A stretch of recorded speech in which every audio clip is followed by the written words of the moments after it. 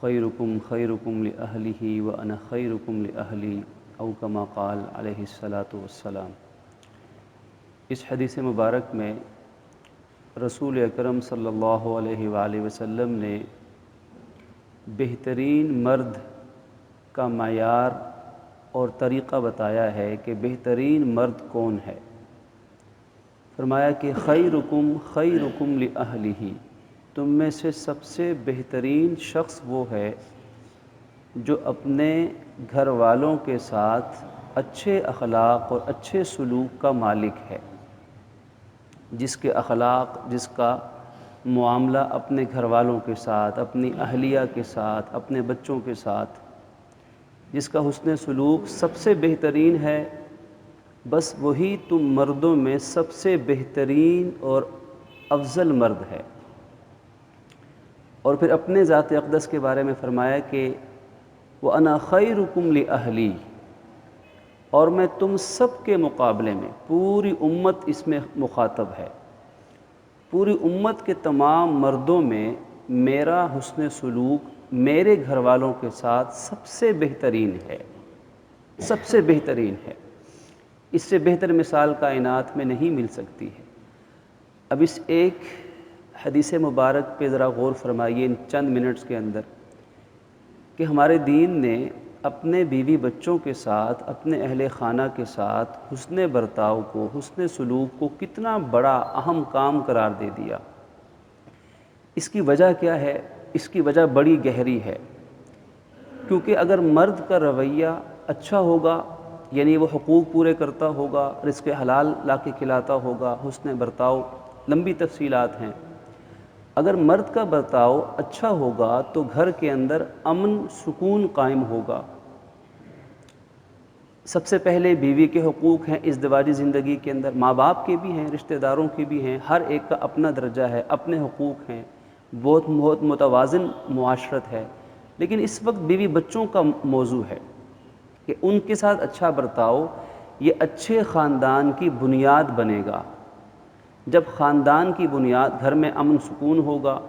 بچوں کو تعلیم تربیت کا، نشو و نما پانے کا ایک بہترین مثبت ماحول ملے گا، بیوی سکون میں ہوگی، گھر کے کام کاج کو، اپنی ذمہ داریوں کو پورے سکون سے ادا کرے گی، تو یہ ایک خاندان بڑا اچھا خاندان بنے گا۔ پھر یہ اثر نسلوں تک جائے گا، اس لیے کہ میاں بیوی کے حقوق کی عدم ادائیگی کی بنا پہ جھگڑے مسائل، ان کے برے اثرات بھی نسلوں تک جاتے ہیں، جو پورے خاندانوں تک پھیل جاتے ہیں اور خاندان کمزور ہوتے ہیں۔ خلاصہ یہ ہے کہ خاندان کو مضبوط دیکھنا یہ اسلام کے، شریعت کے مقاصد میں سے ایک مقصد ہے۔ مقاصد شریعہ ایک بڑا جامع عنوان ہے، بڑا اہم ٹاپک ہے، دین کے مقاصد شرعیہ۔ مقاصد شریعہ میں ایک مقصد ہے خاندانی نظام کو مضبوط کرنا۔ آج افسوس سے کہنا پڑتا ہے کہ مغربی تہذیب، ویسٹرن کلچر کے جو برے اثرات ہماری سوسائٹی کے اوپر ایک خون خوار پنجوں کی طرح جو گاڑے جا رہے ہیں، اس میں ایک حربہ، ان کی ایک پالیسی یہ بھی ہے کہ خاندانی نظام کو توڑ دیا جائے، خاندانی نظام کو، اس کا شیرازہ بکھیر دیا جائے، مرد اور عورت کی جنس کی تفریق کو وجہ امتیاز بنا دیا جائے، عورتوں کو مردوں کے خلاف،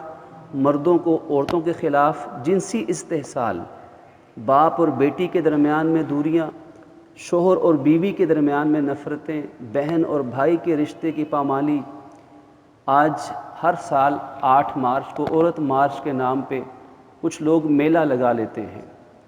اور جس میں عورت کے حقوق کے علاوہ باقی ساری باتیں ہوتی ہیں،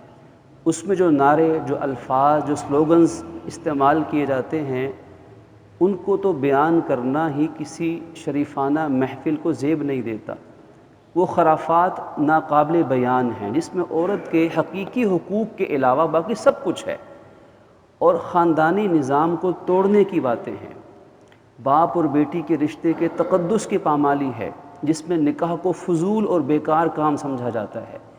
جس میں مرد اور مرد کی شادی، عورت اور عورت کی شادی کو بھی بہترین معاذ اللہ ایک عمل تصور کیا جاتا ہے۔ تو ہمارے معاشرے میں ایسی چیزوں کا آنا یہ خطرے کی گھنٹی ہے اس سے خاندانی نظام خراب ہوں گے، معاشرے کے اندر بدامنی پیدا ہوگی، دین سے دوری ہوگی۔ آج وہ غیر مسلم مغربی معاشرے جن لوگوں نے جب یہ نعرے لگائے تو آج ان کی حالت انتہائی قابل رحم ہے، انتہائی قابل رحم حالت ہے۔ اس حد تک قابل رحم ہے کہ ان معاشروں کے اندر حالات یہاں تک پہنچ چکے ہیں کہ اگر بیٹی وہ پورا مہینہ اگر گھر نہ آئے، اور معاذ اللہ بڑے بدبودار جملے ہیں، کہنا نہیں چاہتا، لیکن پھر بھی چونکہ سمجھانے کا تقاضا ہے اور حالات اس نوعیت کے ہیں کہ ان چیزوں کو سمجھنا چاہیے کہ وہاں حالات یہ ہیں کہ اگر بیٹی گھر سے چلی جائے اور کئی مردوں کے ساتھ اس کا تعلق بھی ہو جائے، جسمانی تعلق بھی، تو باپ اپنی بیٹی کو قانونی طور پر بھی نہیں روک سکتا۔ شوہر اپنی بیوی سے پوچھ نہیں سکتا کہ تم نے میرے سوا کسی کے ساتھ تعلق کیوں قائم کیا ہے۔ اس طرح کے حالات وہاں پر آ چکے ہوئے ہیں، اور ایک جنریشن ہے کہ جن کے بارے میں یہ کوئی نہیں کہہ سکتا یقین سے کہ اس کا والد کون ہے، کہ بغیر بن بیاہی، بغیر نکاح کے، بغیر باپ کے رشتے کے اولادوں کا پیدا ہونا اس کلچر میں ایک عام رواج بنتا چلا جا رہا ہے۔ اب وہ لوگ پریشان ہیں کہ ہم کس طریقے سے اپنے خاندانی نظام کو سنبھالیں، کیسے اپنے خاندانی نظام کو، اپنی نسل نو کو ہم کیسے بچائیں۔ اب وہ سر پکڑ کے بیٹھے ہیں پریشان۔ اب وہی حالات اگر مسلم معاشرے کے اندر، مسلم سوسائٹی کے اندر بھی لائے جائیں گے خدا نخواستہ، چاہے بیرونی فنڈنگ ہو، چاہے افسوس سے یہ بھی کہنا پڑتا ہے کہ اس میں اہل علم، اہل دین کو جو اپنا کردار ادا کرنا چاہیے تھا وہ نہیں ادا کیا جا رہا۔ اگر عورت کے حقوق کی بات کریں تو سب سے زیادہ حقوق عورت کو اسلام نے دی، حقیقی حقوق دیے ہیں۔ مرد کو عورت کا محافظ بنایا گیا ہے۔ نبی مکرم علیہ السلام نے تو عورت کے ساتھ حسن سلوک کو مرد کی بہتری کا معیار قرار دیا ہے۔ آپ کی دنیا سے پردہ فرمانے سے پہلے جو آخری وصیتیں تھیں ان میں سے ایک وصیت عورت کے ساتھ حسن سلوک کا حکم تھا۔ اسلام سے بہتر کون عورت کو حقوق دے سکتا ہے، اور مسلمان مرد سے بہتر کون سا دنیا کا مرد عورت کو حقوق دے سکتا ہے؟ یہ تو مسلمانوں کا کام ہے کہ اپنے گھر کی خواتین، چاہے وہ کسی بھی روپ میں ہیں، ماں ہے، بیٹی ہے، بہن ہے، بیوی ہے، کوئی بھی روپ ہے، یہ مسلمان مرد کا فرض ہے کہ اللہ کے نبی کی سنت اور تعلیمات کے مطابق اپنی خواتین کے ساتھ اچھا برتاؤ کیا جائے۔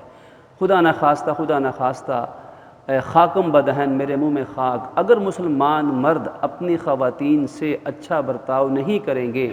تو آج کے جو حالات کروٹ لے رہے ہیں، مغربی معاشرہ ہماری خواتین کو مردوں کا بھی باغی بنانے پہ تلا ہوا ہے اور اسلام سے بھی بغاوت سکھا رہا ہے۔ نہ خاندانی نظام برقرار رہیں گے، نہ دین، شریعت اور اخلاق نام کی کوئی چیز رہے گی۔ تو ان حالات میں ہر مرد کا، ہر ذمہ دار مرد کا فرض ہے کہ اپنی خواتین جو کسی بھی روپ یا کسی بھی مقام میں، کسی بھی درجے میں ہوں، ان کے ساتھ اللہ کے نبی کی سنت کے مطابق ایسا بہترین برتاؤ کیا جائے کہ سارے دنیا کا کفر اور گند اکٹھا ہو کر بھی مسلمان خواتین کو اگر مردوں یا اسلامی تہذیب کے خلاف اکسانا چاہے تو اس کو منہ کی کھانی پڑے۔ اس کے لیے مردوں کو اپنا کردار ادا کرنا چاہیے، اور اس کے کردار کو خلاصے میں بیان کر دیا رحمت دو جہاں نے کہ تم میں سے بہترین مرد وہ ہے جو اپنی خواتین، اپنے اہل خانہ کے ساتھ بہترین برتاؤ کرنے والا ہے۔ اللہ رب العزت ہمیں سمجھنے کی توفیق عطا فرمائے۔